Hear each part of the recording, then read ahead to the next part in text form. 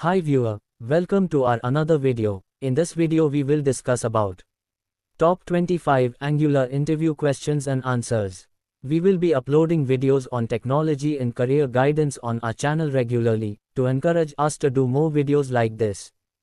Please subscribe to our channel if you are watching our channel for the first time. Don't forget to like this video and share it with your friends to encourage us. Question: What is Angular? Angular is a TypeScript-based open-source front-end platform that makes it easy to build web, mobile and desktop applications. The major features of this framework include declarative templates, dependency injection, end-to-end tooling which ease application development. Next question: What are Angular advantages? 1. Custom and reusable components. Angular allows developers to create their own components. These components can be reused, combined and nested, providing a construction kit for building the application. 2. Use of TypeScript's data types. By using Angular, users can effortlessly call data from TypeScript code on the web page and respond to appropriate user input without having to manually write any code. This enables the integration of third-party libraries without implementing another intermediate layer, glue code. 3. Productivity and code consistency. The entire framework is based on components and services, which can be thought of as building blocks. The application can be developed faster and more consistently if you write the components according to the guidelines and code structures or create a class of service. 4. Easy testing. Angular can be used to perform unit testing and end-to-end testing of the application. The framework is suitable for performing both simple testing for unit testing and end-to-end testing. The number of developers, users does not matter. It is possible to test any part of your application. 5. Code reduction and good maintainability. By using TypeScript, Angular applications get an object-oriented architecture, which in turn leads to a clear and ultimately well-maintainable source code.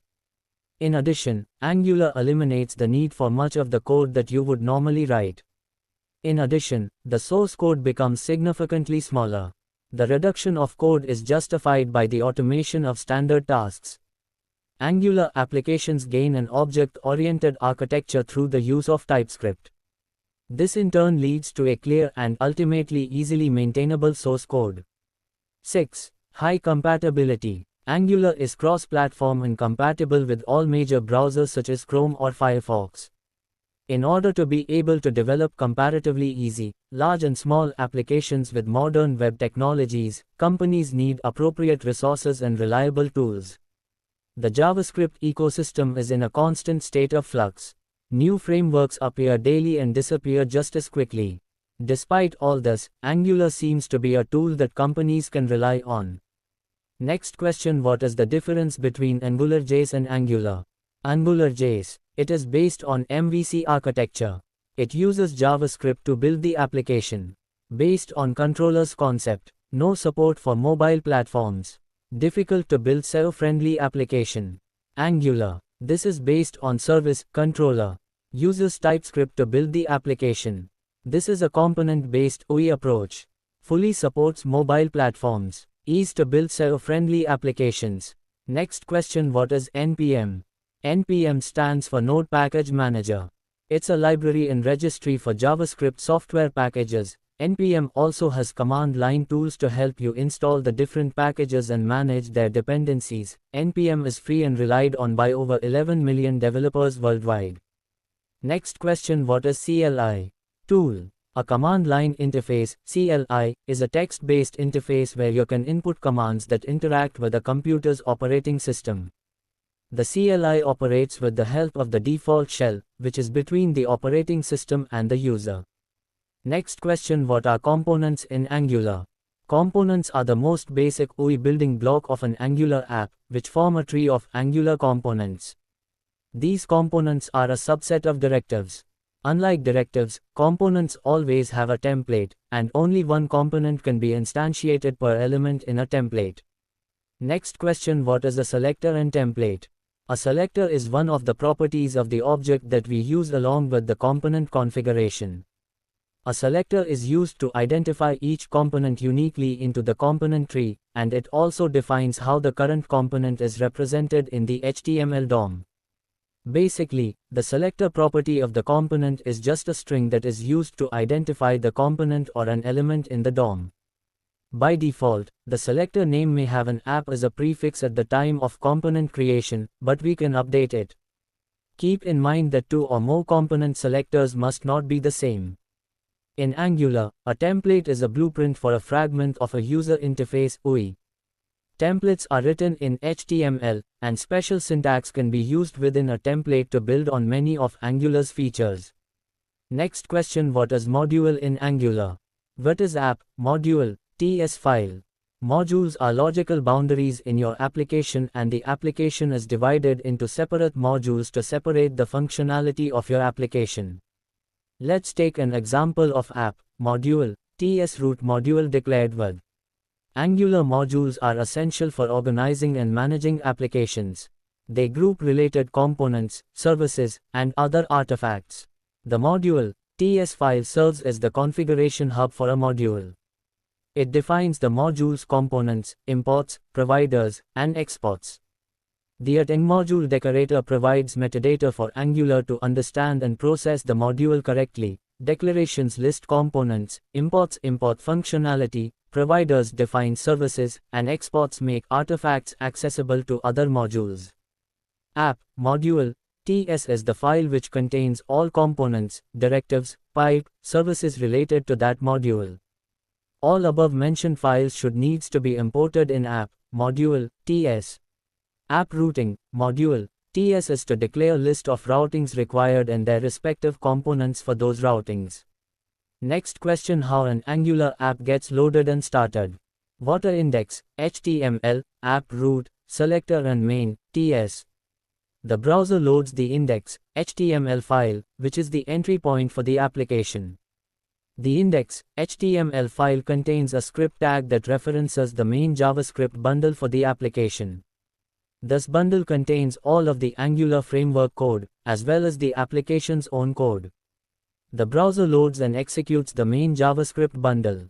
The main JavaScript bundle bootstraps the Angular application by calling the platform browser dynamic, bootstrap module, up module, catch, equals greater than console, error, method which is present in main, TS file. This method takes the application's root module as a parameter. The root module is responsible for configuring the Angular application and providing its root component. The Angular application creates an instance of the root component and renders it to the DOM. Next question: what is a bootstrapped module and bootstrapped component? A bootstrapped component is an entry component that Angular loads into the DOM during the bootstrap process or application launch time. Generally, this bootstrapped or root component is named as a component in your root module using bootstrap property.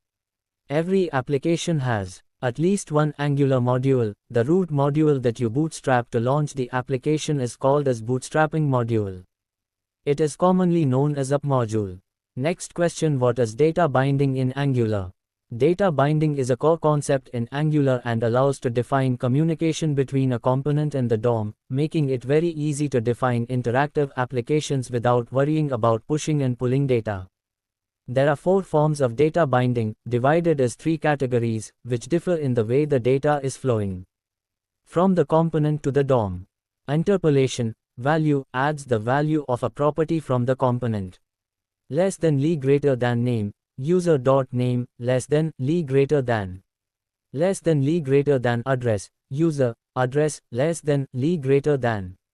Property binding: property equals value. The value is passed from the component to the specified property or simple HTML attribute. Less than input type equals email, value equals user, email, greater than. From the DOM to the component: event binding, event equals function. When a specific DOM event happens, e.g., click, change, cape, call the specified method in the component. Less than button, click, equals, logout, greater than less than, button greater than. Two-way binding, two-way data binding, ng model equals, value. Two-way data binding allows to have the data flow both ways. For example, in the below code snippet, both the email DOM input and component email property are in sync. Less than input type equals email, ng model equals user, email, greater than. Next question, what is string interpolation in Angular? Interpolation is a special syntax that Angular converts into property binding. It's a convenient alternative to property binding. It is represented by double curly braces. The text between the braces is often the name of a component property. Angular replaces that name with the string value of the corresponding component property. Next question, what is property binding in Angular? Property binding is a one-way data binding technique. In property binding, we bind a property of a DOM element to a field which is a defined property in our component TypeScript code. Actually, Angular internally converts string interpolation into property binding. Next question, what is event binding in Angular? Event binding is used to handle the events raised by the user actions like button click, mouse movement, keystrokes, etc. When the DOM event happens at an element, e.g. click, key down, key up, it calls the specified method in the particular component. Using event binding, we can bind data from DOM to the component and hence can use that data for further purposes. Next question, what is two-way binding in Angular? The two-way data binding in Angular enables data to flow from the component to the view and the other way round. It is used to display information to the end user and allows them to make changes to the underlying data using the UI. This makes a two-way connection between the view, the template, and the component class that we already mentioned. Angular data binding works by synchronizing the data in the Angular components with the UI. This way it can always show the current value of the data. In terms of the two-way binding, the automatic data synchronization happens between the model and the view, keeping both synced all the time. Because of this, any change made in the model is immediately reflected in the view as well. And vice versa, changes made in the view are updated in the model too. The two-way data binding in Angular is used to display information to the end user and allows the end user to make changes to the underlying data using the UI. This makes a two-way connection between the view, the template, and the component class. This is similar to the two-way binding in WPF.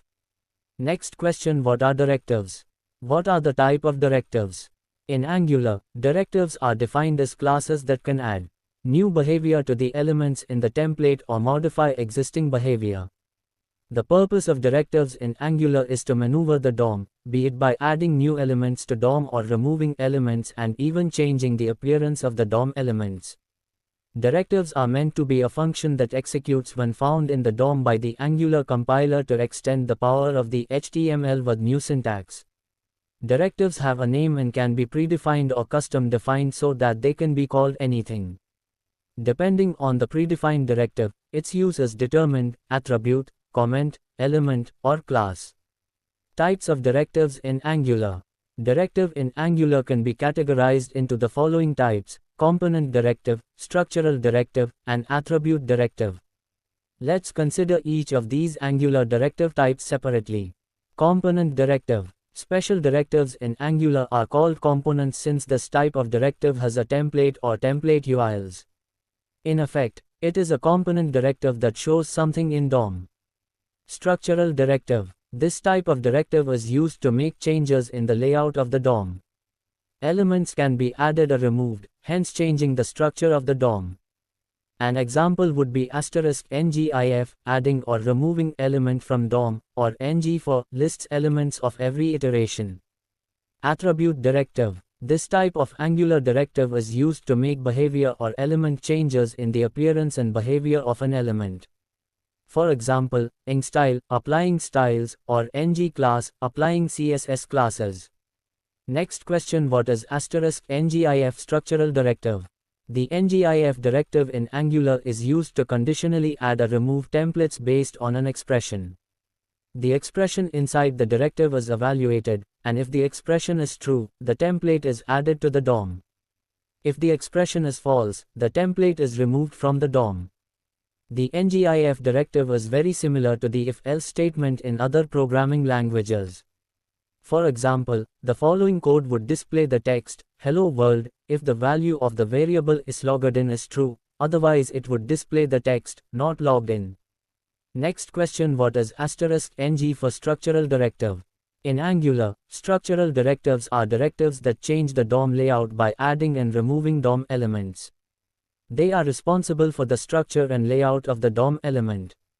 There are a number of structural directives available in Angular, but one of the most commonly used is *ngFor. The ngFor directive is used to iterate over a collection of data and display each item in the collection.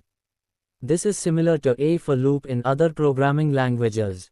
For example, if you have an array of objects, you can use ngFor to display each object in a list. Next question: what is *ngSwitch structural directive? The ngSwitch directive in Angular is used to display different template blocks based on the value of a variable. It is similar to the switch statement in JavaScript. You can also use the ngSwitchDefore directive to specify a template block to be displayed when the value of the variable does not match any of the values in the ngSwitchCase directives. The ngSwitch directive is a powerful tool that can be used to add dynamic behavior to your Angular applications. Next question: what is ngStyle attribute directive? The Angular ngStyle directive binds an object to HTML element styles. The object's properties are CSS properties, and their values are the new values for those CSS properties. You can use ngStyle to dynamically change the styles of an element based on data binding expressions. The ngStyle directive takes an object as its value. This object maps CSS properties to values. For example, the following code sets the color and font size properties of an element based on the values of the variables color and font size. Next question: what is ngClass attribute directive? The ngClass directive in Angular is used to dynamically bind CSS classes to an HTML element based on the value of an expression. This can be used to change the appearance of an element based on the state of your application. If the active property of the class's object is true, then the div element will have the CSS class active applied to it. If the disabled property is true, then the div element will have the CSS class disabled applied to it. ngClass is a powerful directive that can be used to dynamically change the appearance of your Angular applications. Next question: what is the difference between component, attribute and structural directives? 1. Component directives. Component directives are the most common type of directive in Angular. They are used to create reusable UI components with their own template, logic, and styles. Components are essentially directives with an associated template. When you use a component directive in your application, Angular will create and manage instances of that component as needed. 2. Attribute directives. Attribute directives modify the appearance or behavior of an existing element by applying custom logic to it. They are usually used as HTML attributes. Attribute directives are often used to add or remove classes, manipulate styles, or apply custom behavior based on specific conditions. 3. Structural directives. Structural directives alter the DOM layout by adding or removing elements based on certain conditions. They start with an asterisk in their notation. The most commonly used structural directives are ngIf, ngFor, and ngSwitch. Structural directives are used for shaping or reshaping HTML DOM by adding, removing elements. Attribute directives are used to change the appearance or behavior of DOM element. The component directive is just a directive that attaches the template and style for the element, along with the specific behavior. The structural directive modifies the DOM element and its behavior by adding, changing, or removing the different elements. Component directives use the component decorator and require a separate view for the component, while structural directives are inbuilt in Angular and only focus on the DOM elements. A component directive can be created multiple times, that is, every component in Angular will have a component decorator attached, while we cannot apply more than one structural directive to the same HTML element. So these are the differences between component and structural directives. One thing to keep in mind that one is being used for attaching a class to the directive, and the other is used to play with the DOM elements. Next question: what is decorator? Decorators are a feature in JavaScript introduced in the ES 2017 Harmony specification that allow developers to extend the functionality of existing classes. Angular uses decorators to provide metadata for various aspects of an application, such as components, directives, services, and modules. Decorators are functions that are applied to a class, method, or property to add additional functionality. The decorator function can be used to provide metadata, such as the name of the class, the type of the property, or the scope of the method. Decorators can be used to make changes to the behavior of a class, method, or property. For example, a decorator can be used to make a method private or to change the way a property is serialized.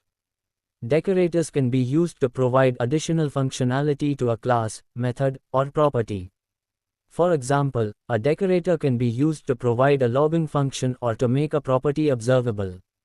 Decorators are a powerful tool that can be used to extend the functionality of existing classes. Angular uses decorators to provide metadata for various aspects of an application, such as components, directives, services, and modules. Here are some of the benefits of using decorators in Angular. Decorators make it easier to organize and maintain code, reuse code, test code, extend code. If you are developing an Angular application, you should consider using decorators to provide metadata for various aspects of your application. Decorators are functions that are invoked with a prefixed symbol, and are immediately followed by a class, method, or property. They allow a service, directive, or filter to be changed before being used. Basically, a decorator provides configuration metadata that determines how the component, class, or a function should be processed, instantiated, and used at runtime. Angular defines a number of decorators that attach specific kinds of metadata to classes, so that the system knows what those classes mean and how they should work. Next question: what are the types of decorator? There are 4 types of decorators, and each type further has its own subset of decorators. Class decorators. This is the first type of decorator, which tells us about a particular class's intent and helps answer questions like whether the class is a component or a module. There are various class decorators in Angular, and among them component and module are widely used. Property decorators. Property decorators are used to decorate specific properties inside a class. Using a property decorator, we can easily identify why we use any particular property of a class, like at input, at output, at read-only, at override. Method decorator. Method decorators, as the name indicates, are used to decorate the method defined inside our class with functionality. A common example of method decorator is at HostListener. Parameter decorators. Parameter decorators allow us to decorate parameters in our class constructors. At inject is a common and widely used parameter decorator. Using this decorator, we can inject services in Angular classes. Structure of decorators. In all the code snippets that we have seen so far on decorators, you must have noticed that each of the decorators follows a similar pattern or structure when used in code.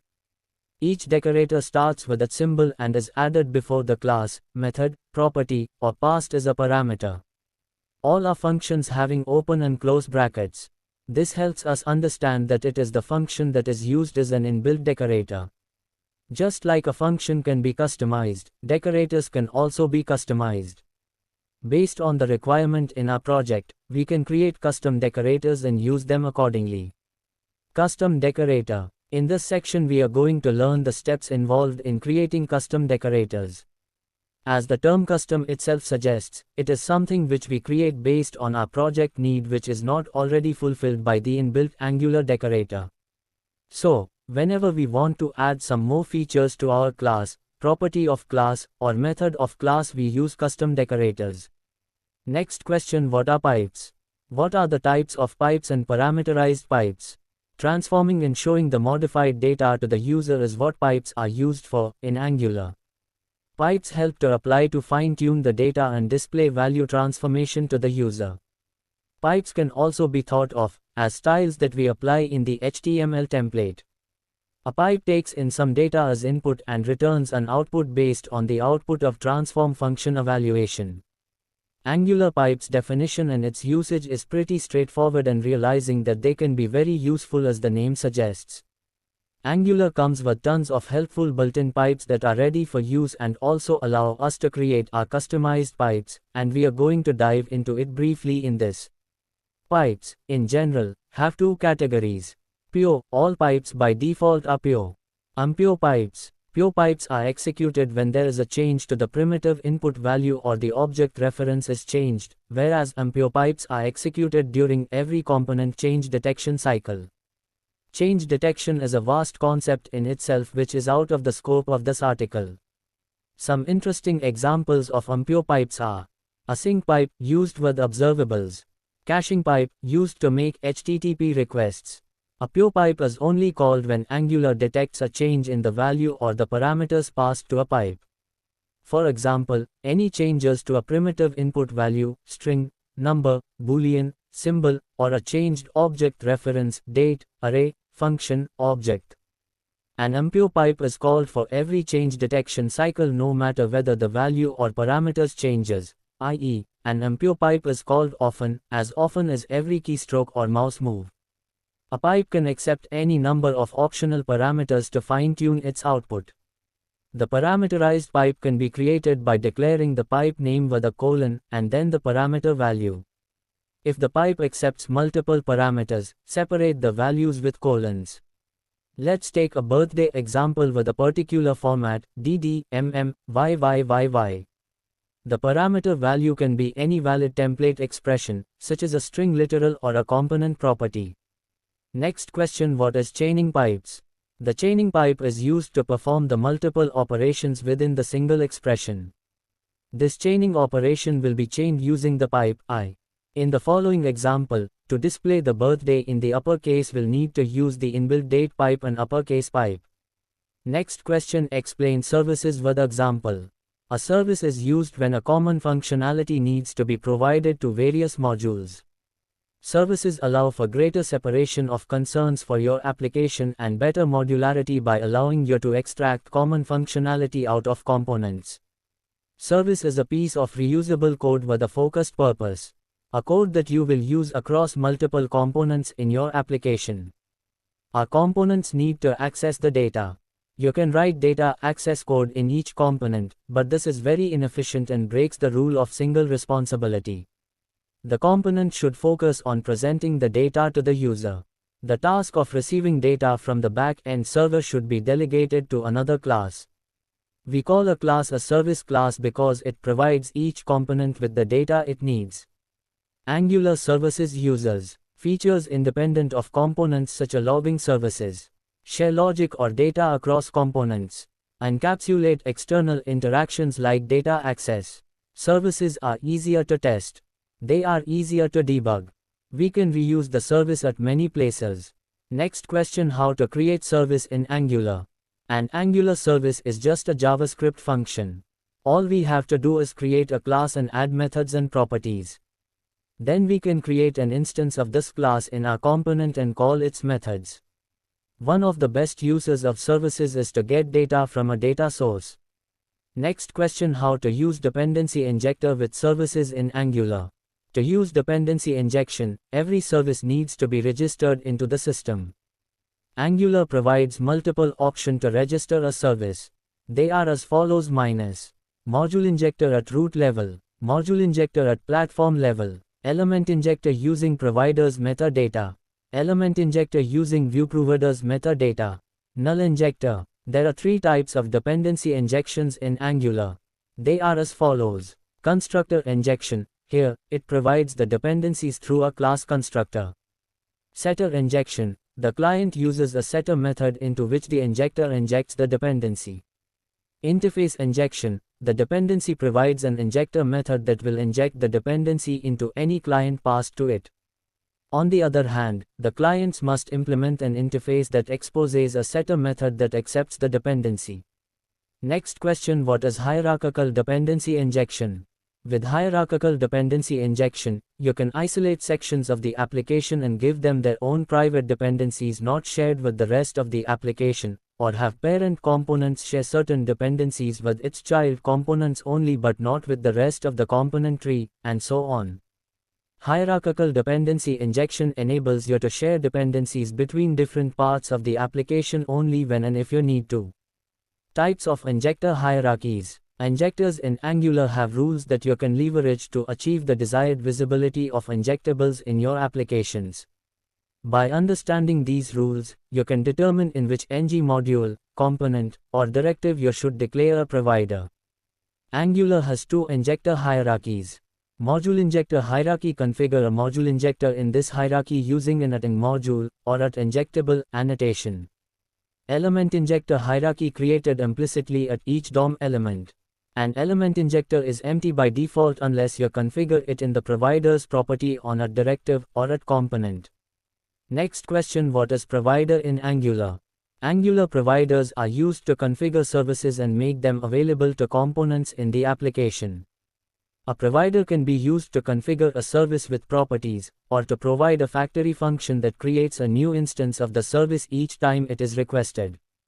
Providers are usually singleton, one-instance objects that other objects have access to through dependency injection. If you plan to use an object multiple times, for example, the HTTP service in different components, you can ask for the same instance of that service, reuse it. You do that with the help of by providing a reference to the same object that creates for you. At component, providers, HTTP, closing curly bracket. Next question: what is the role of an injectable decorator in a service? The injectable decorator should be added to any service that uses dependency injection. The injectable decorator together with the provided option means the service should not be added within the provider's array of a module. Next question: what are parent-child components? When you move from a single component to many components, you begin to need mechanisms so that components can communicate with one another. Halogen gives us 3 ways for a parent and child component to communicate. A parent component can send queries to a child component, which either tell the child component to do something or request some information from it. A parent component gives a child component the input it needs, which is resent every time the parent component renders. A child component can emit output messages to the parent component, notifying it when an important event has occurred. These type parameters are represented in the component type, and some are also found in the component TML and Halogen types. For example, a component that supports queries, input, and output messages will have this component type. Component, for all M, H, component query input output M. You can think of the ways a component can communicate with other components as its public interface, and the public interface shows up in the component type. A parent component is a component that has a wider scope, and a child component is a component that is a part of that scope but not all of it. One example is an HTML page that has a toolbar, a content area, and a table inside the content area. Next question: what are lifecycle hooks in Angular? Lifecycle hooks are a set of methods in Angular that are executed at specific moments during the lifecycle of a component. These methods provide a way to tap into the Angular component lifecycle and perform custom logic or operations at specific points in time. There are 8 lifecycle hooks in Angular. Non-changers. This lifecycle hook is executed whenever the component's input properties change. Non-init. This lifecycle hook is executed after the component's constructor method and is a good place to perform initial setup for the component. Nugdocek. This lifecycle hook is executed during every change detection cycle and is a good place to perform custom change detection. Naftercontent-init. This lifecycle hook is executed after the component's content has been initialized and is a good place to perform additional setup for the component's content. Naftercontent-checked. This lifecycle hook is executed after the component's content has been checked and is a good place to perform additional operations based on the component's content. NafterViewInit. This lifecycle hook is executed after the component's view has been initialized and is a good place to perform additional setup for the component's view. NafterViewChecked. This lifecycle hook is executed after the component's view has been checked and is a good place to perform additional operations based on the component's view. Non-destroy. This lifecycle hook is executed just before the component is destroyed and is a good place to perform cleanup operations for the component. Each of these lifecycle hooks provides a way to tap into the component's lifecycle at specific moments in time and perform custom logic or operations as needed.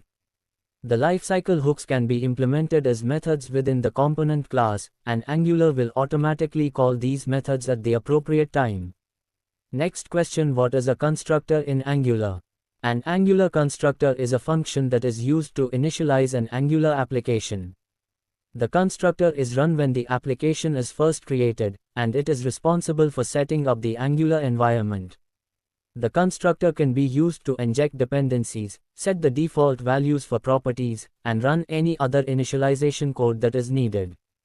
Next question: what is non-init lifecycle hook in Angular? This lifecycle hook is executed after the component's constructor method and is a good place to perform initial setup for the component. Next question: what is the difference between constructor and non-init? Constructor executes before non-init, used for dependency injection and initializing instance variables. Cannot access the component's DOM elements. Executed every time a component is created. Can be used in both classes and directives. Can be used to configure the component's metadata, such as its selector and inputs. Cannot use at viewchild or at contentchild decorators to query child components or content projection. Non-init executes after the constructor, used for initialization tasks that require the component to be fully initialized. Can access the component's DOM elements. Executed only once after the component has been initialized. Only available in classes that implement the onInit interface. Cannot be used to configure the component's metadata. Can use at viewchild and at contentchild decorators to query child components or content projection. Next question: what are asynchronous operations? Asynchronous operations in Angular are operations that do not block the execution of the main thread. This means that while an asynchronous operation is running, the Angular application can continue to run and respond to user input. Asynchronous operations are often used to make requests to web servers, or to perform other tasks that can take a long time to complete. By using asynchronous operations, Angular applications can remain responsive even when they are performing long-running tasks. There are a few different ways to implement asynchronous operations in Angular. One way is to use the observable class.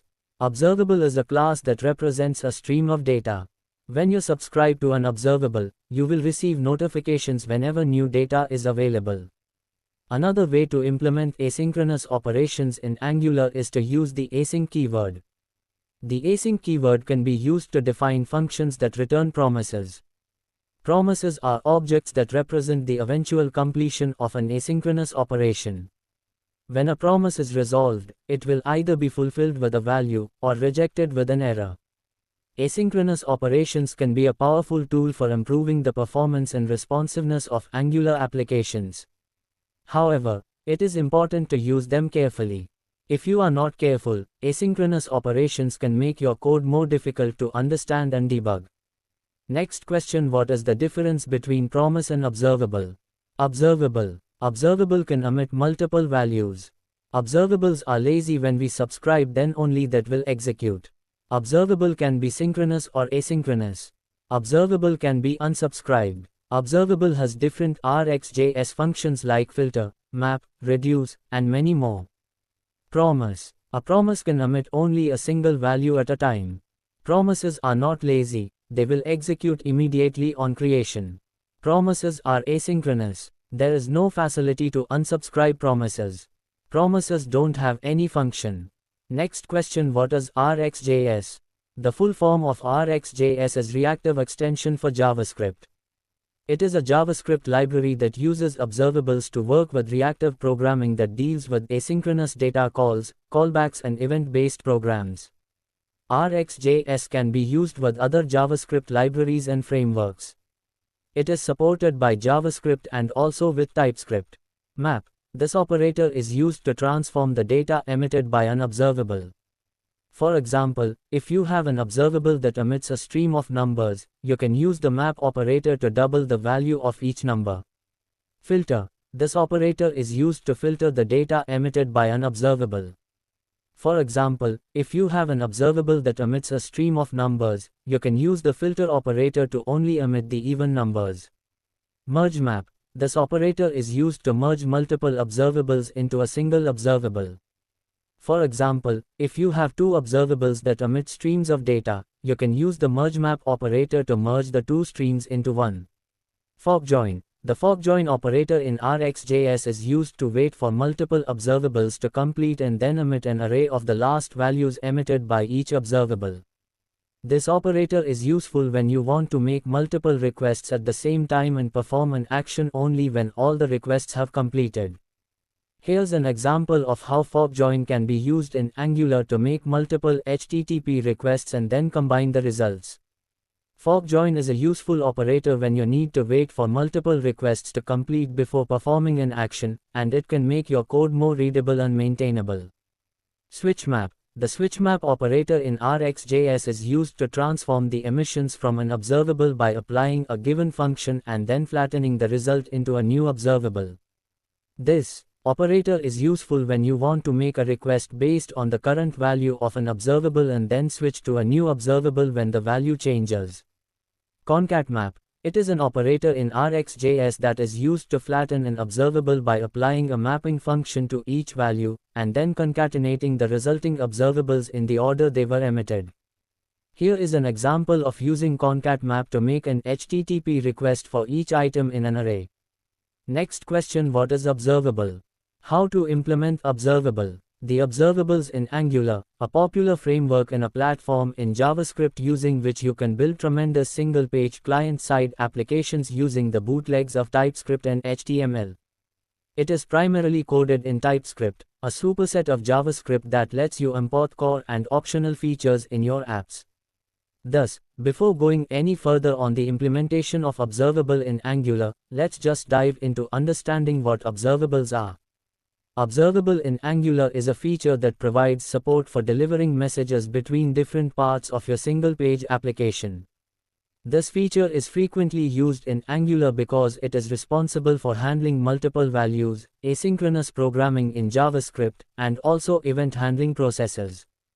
However, an observer or observable is a software paradigm constituting the design of an object which is called a subject that maintains a list of various dependencies that are called observers. These dependencies are automatically notified whenever you try to change states.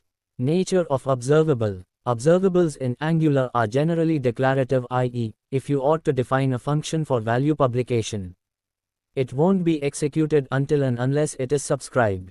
The subscriber is termed as a consumer who receives the notifications until the function completes itself or until they manually unsubscribe. An observable can be used to deliver any type of multiple values, be it literal events, messages, depending upon the context provided. The receiving and delivering values are synchronously or asynchronously the same. Since the setup and breakdown are handled by the observable, you don't need to worry about your application code being subscribed to consumer values or unsubscribed. Be it an HTTP response or a timer of intervals, the interface for listening to events and stopping them will be the same. This adds an advantage of making use of observables frequently for development purposes. Usage. The basic usage of observable in Angular is to create an instance to define a subscriber function. Whenever a consumer wants to execute the function, the subscribe method is called. This function defines how to obtain messages and values to be published. To make use of the observable, all you need to do is to begin by creating notifications using subscribe method, and this is done by passing observer as discussed previously. The notifications are generally JavaScript objects that handle all the received notifications. Also, the unsubscribe method comes along with subscribing method so that you can stop receiving notifications at any point in time. Types of notifications and description. Next, it is called after the execution starts for 0 times or more than that. It is a mandatory notification for catching each value delivered. Error. This is an optional handler for chasing error notifications. This notification halts execution while running instances of observable. Complete. It is an optional handler that notifies completion of executions. The currently delayed values continue to be delivered even when the execution is marked as complete. Next question: what is the role of HTTP client in Angular? The Angular HTTP client provides a simplified API for network communication. It is a wrapper over the JavaScript XML HTTP request API. The API is asynchronous. JavaScript is single-threaded. Doing a blocking synchronous HTTP call will otherwise freeze the UI. It supports making HTTP requests, GET, POST, etc., working with request and response headers, asynchronous programming. It makes use of the RxJS async library observable object. Next question: what is TypeScript? Or what is the difference between TypeScript and JavaScript? TypeScript provides static typing, comes with IDEs and code editors, similar to JavaScript, with additional features. Backward compatible with JavaScript, stronger typing can help identify errors. Can take time to learn additional features. JavaScript, dynamically typed, limited built-in tooling, standard JavaScript syntax, cannot run TypeScript in JavaScript files, may require more debugging and testing. Standard JavaScript syntax is familiar. Next question: what is the difference between let and var keyword? Var 1. The var keyword was introduced with JavaScript. 2. It has global scope. 3. It can be declared globally and can be accessed globally. 4. Variable declared with var keyword can be redeclared and updated in the same scope. 5. It is hoisted. Let. The let keyword was added in ES6, ES 2015 version of JavaScript. It is limited to block scope. It can be declared globally but cannot be accessed globally. Variable declared with let keyword can be updated but not redeclared. It is not hoisted. Next question: what is type annotation? TypeScript is a typed language, where we can specify the type of the variables, function parameters and object properties. We can specify the type using type after the name of the variable, parameter or property. There can be a space after the colon. TypeScript includes all the primitive types of JavaScript: number, string and boolean. Next question: what are built-in, primitive and user-defined, non-primitive types in TypeScript? Every variable has a data type that tells what kind of data is being stored in a variable. There are two types of data types in JavaScript: primitive data types, non-primitive data types. Primitive data types, the predefined data types provided by JavaScript language, are known as primitive data types. Primitive data types are also known as inbuilt data types. Number data type in JavaScript can be used to hold decimal values as well as values without decimals. String. The string data type in JavaScript represents a sequence of characters that are surrounded by single or double quotes. Undefined. The meaning of undefined is, value is not assigned. Boolean. The Boolean data type can accept only two values, i.e. true and false. Null. This data type can hold only one possible value, that is null. Bigint. This data type can represent numbers greater than 253 to 1, which helps to perform operations on large numbers. The number is specified by writing n at the end of the value. Symbol. This data type is used to create objects which will always be unique. These objects can be created using symbol constructor. Non-primitive data types. The data types that are derived from primitive data types of the JavaScript language are known as non-primitive data types. It is also known as derived data types or reference data types. Below is a list of non-primitive data types. Object. An object in JavaScript is an entity having properties and methods. Everything is an object in JavaScript. Array. With the help of an array, we can store more than one element under a single name. Primitive. Primitive data types are predefined. Primitive data types will have certain values. Size depends on the type of data structure. Examples are numbers and strings. It can start with a lowercase. Non-primitive. Non-primitive data types are created by the programmer. Non-primitive data types can be null. Size is not fixed. Examples are array and linked list. It can start with uppercase. Next question: what is any type in TypeScript? Any is a data type in TypeScript. Any type is used when we deal with third-party programs and expect any variable but we don't know the exact type of variable. Any data type is used because it helps in opt-in and opt-out of type checking during compilation. Since we typed any data type to temp, it expects all types of data type and doesn't give any error. It provided such flexibility that it also makes the compiler not generate an error at compile time if we call any method to an unknown type which is assigned with any type. And we had convinced the compiler that it is any type and has some function on it, but we don't know what is it exactly. We have seen any data type now, but since TypeScript is a type checking language, so we are giving variable flexibility, but it causes some problems such as security issues, so let's discuss when to use any data type. Any type is used only when we don't have any knowledge of the data type of variable and we want dynamic content from the source. Next question: what is enum type in TypeScript? Enum stands for enumerations. Enums are a new data type supported in TypeScript. It is used to define the set of named constants, i.e., a collection of related values. TypeScript supports both numeric and string-based enums. We can define the enums by using the enum keyword. Why enums? Enums are useful in TypeScript because of the following. It makes it easy to change values in the future. It reduces errors which are caused by transporting or mistyping a number. It exists only during compilation time, so it does not allocate memory. It saves runtime and compile time with inline code in JavaScript.